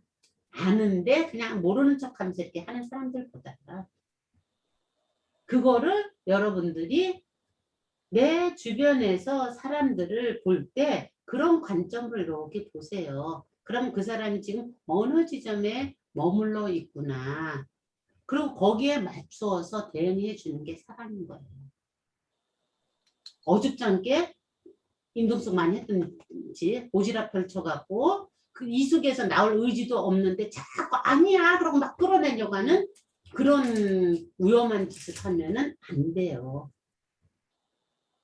그런데 이런 이야기를 들을 수 있는 사람들끼리 이렇게 하는 거고 이런 이야기가 무슨 귀신 씨나라 까먹는 소리야라고 생각하는 사람 앞에서 굳이 하면 안 되는 얘기라는 걸 내가 이제 알아 이제. 예전에는 몰랐어. 심지연이는 씨 묻는 쟤는 옛날부터 해봤자 소용없어라는 거 알아서 안 해서 근데 지연이 같은 경우는 그러면서 저까지도 안 해버려.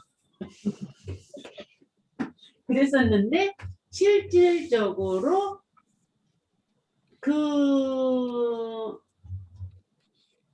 큰 부딪혔다가 돌아왔을 때는 범후에 빠지지는 않아요.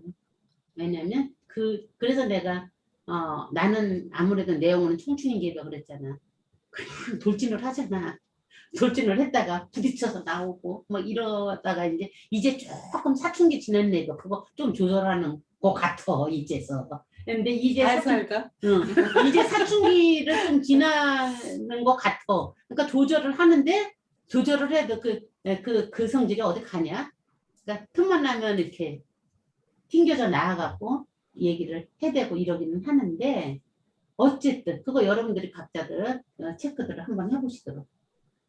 자, 이것이 이제 이거 신화 정리까지 합시다. 까미가 한결같이 강조하는 것은 영천한 의식과 반항과 열정이다. 반항하라고 해서는 계속해서. 이 세계와 나의 정신 사이의 갈등과 마찰의 근본을 이루는 것은 바로 그에 대한 나의 의식 자체가 아니고 무엇이겠는가. 의식이 중요하다는 얘기예요. 그러므로 만약 내가 그것을 견제하고자 한다면 그것은 항상 새로워지고 항상 긴장을 유지하는 항구적인 의식에 의해서만 가능하다. 지금 당장 내가 인식해 두어야 할 것은 바로 이 점이다. 요거는 우리 밑줄 치고 외우자고. 지금 당장 내가 인식해 두어야 할 것은 바로 이 점. 의식에 의해서만 가능하다. 의식을 하지 않으면 우리 살아있지만 살아있는 게 아니다고. 안 살아있다고 큰일 난 일은 아니기 때문에 뭐 문제될 거는 없지만 나는 기왕이면 살아있고 싶다 이거지. 김하영 선생님은 이것에 대한 결론은 이건 김하영 선생님 결론이야. 시지프 신화는 의식의 차원으로 옮겨놓는 일종의 영원한 혁명의 윤리라고 할 수 있다. 의식의 차원으로 올려놓는. 의식의 차원으로 올려놓는데 이건 시지프스 그러니까 까미가 그렇게 하는 것은 사실은 그 옛날 아리스토텔레스는 그 당시 그리스 시대에 보편화 시켜놨고 그러니까 아리스토텔레스 이전에 또 다른 사람들도 당연히 했겠지. 자, 도가도 비상도 명가면 비상명 이런 말을 했던 우리의 노자나 뭐 공자나 이런 사람들이 이미 그전에도 이런 얘기를 끊임없이 했던 거야. 그전에는 몰랐을까? 몰라서 신화에서 철학으로 넘어왔을 때 이미 이 의식에 대한 것을 인지를 했다라는 거예요.